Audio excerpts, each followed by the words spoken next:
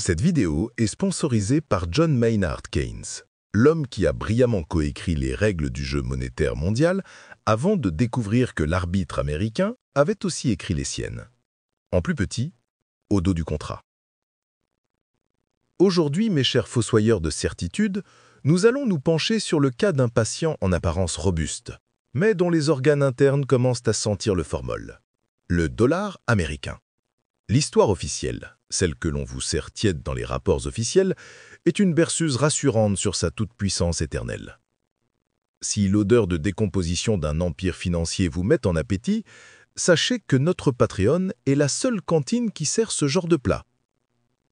La Réserve fédérale américaine, dans sa grande messe annuelle de juillet 2025, a publié ce qu'on pourrait appeler son RASSURE, son rapport annuel sur la stabilité structurelle et l'universalité rassurante. Un document qui, page après page, nous chante le même psaume. Le dollar est roi, le dollar reste roi, et tout va pour le mieux dans le meilleur des mondes monétaires. Les chiffres sont là, implacables. 58% des réserves de change mondiales. Une utilisation écrasante dans les transactions, les prêts, les dépôts. Bref, le billet vert est plus qu'une monnaie, c'est la religion par défaut de l'économie mondiale. Le rapport de la Fed écarte les menaces d'un revers de main condescendant. Le renminbi chinois? Une monnaie de paysan, entravée par des contrôles de capitaux, indigne de la confiance des investisseurs civilisés. Les crypto-monnaies? Une blague de nerd qui, au final, renforce le dollar puisque 99% des stablecoins sont adossés au dollar. Quelle ironie. Même l'utilisation éhontée du dollar comme une arme de guerre, via des sanctions qui pleuvent comme à gravelotte, ne semble pas écorner sa superbe. La conclusion de ce rassure est d'une clarté biblique. À moins d'un cataclysme qui pulvériserait la valeur du dollar, tout en rendant tes alternatives miraculeusement séduisantes, l'hégémonie continuera. Dormez, braves gens. En face, le rapport de la Banque populaire de Chine est d'une modestie presque touchante. Oui, le yuan progresse. Oui, il est de plus en plus utilisé dans les règlements transfrontaliers, mais les chiffres restent lilliputiens face au colosse américain. On sent la volonté, l'ambition, mais on est encore loin du grand swear monétaire. Alors voilà, le consensus des grands prêtres de la finance est scellé. On pourrait ranger nos scalpels et conclure que l'autopsie est prématurée. Sauf que ces deux rapports, dans leur obsession pour les données de marché, commettent une erreur d'analyse fondamentale. Ils oublient que la hiérarchie monétaire internationale n'a jamais été un processus de marché. Ce n'est pas une compétition de beauté entre devises. C'est une bagarre de rue entre antires. Ce que ces documents ignorent, ou feignent d'ignorer, ce sont les fondations géopolitiques qui sont en train d'être méthodiquement sabotées. Car pendant que Washington admire son reflet dans ses propres statistiques, une contre-offensive silencieuse est en cours. Une série d'initiatives que l'on pourrait regrouper sous un programme commun, le programme CORD, pour contournement organisé pour la résilience et la dédollarisation des économies. Une corde, oui, pour se sortir du puits ou pour pendre le geôlier. Premier axe de cette corde, attaquer le monopole sur les matières premières. Depuis 2018, la bourse de Shanghai propose des contrats à terme sur le pétrole, en yuan. L'idée est simple. Si le plus grand consommateur du monde commence à payer dans sa propre monnaie, le pétrodollar commence à tousser. Et ça ne s'arrête pas là. Pékin ouvre son marché obligataire aux géants russes de l'énergie. Pour eux, c'est une bouffée d'air.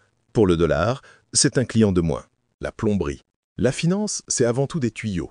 Le plus gros, le plus connu, c'est SWIFT, le système de communication interbancaire. Un tuyau que Washington peut couper à volonté pour asphyxier un pays. La parade, construire sa propre plomberie. La Russie a son système SPFS, l'Inde a le sien, et surtout, la Chine a son CIPS, qui a vu ses volumes exploser de 40% en un an. Grâce à ça, la Chine peut acheter du pétrole iranien sous sanctions américaines en payant en yuan dans un circuit totalement étanche au regard de l'oncle Sam. On ne contourne plus le système, on en bâtit un autre à côté. Troisième et dernier axe, le plus ambitieux, les institutions.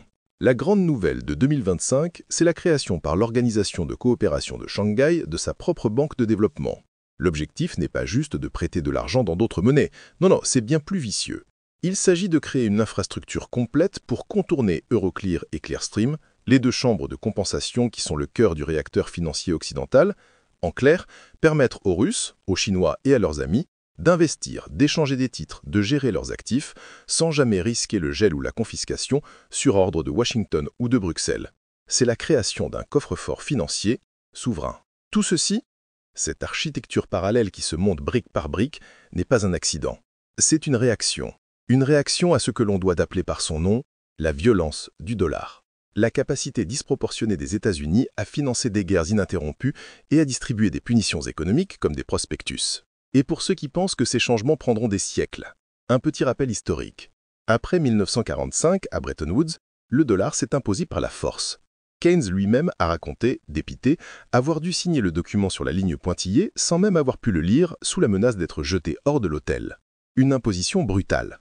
Pourtant, 2 ans plus tard, en 1947, avec la guerre froide, le monde était déjà coupé en deux. Un bloc monétaire d'un côté, celui du rouble de l'autre. Les plaques tectoniques de la géopolitique bougent bien plus vite que les colonnes de chiffres des économistes.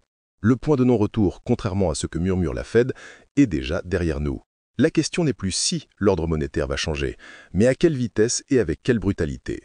La lente agonie du dollar ne sera pas un long fleuve tranquille dicté par les marchés. Ce sera une série de secousses sismiques dictées par la rivalité des grandes puissances. Comme le disait si élégamment l'ancienne présidente argentine Cristina Kirchner, c'est de la géopolitique, crétin. Si cette dissection vous a plu, sachez que le bloc opératoire reste ouvert. Sur Patreon, vous trouverez les notes complètes de l'autopsie, le script, les sources et autres joyeusetés. C'est aussi là que vous pourrez voter pour les prochaines victimes à passer sur le billard. En attendant, un like sous la vidéo, c'est un peu comme jeter une fleur sur une tombe encore fraîche. C'est gratuit et ça fait toujours plaisir à la famille.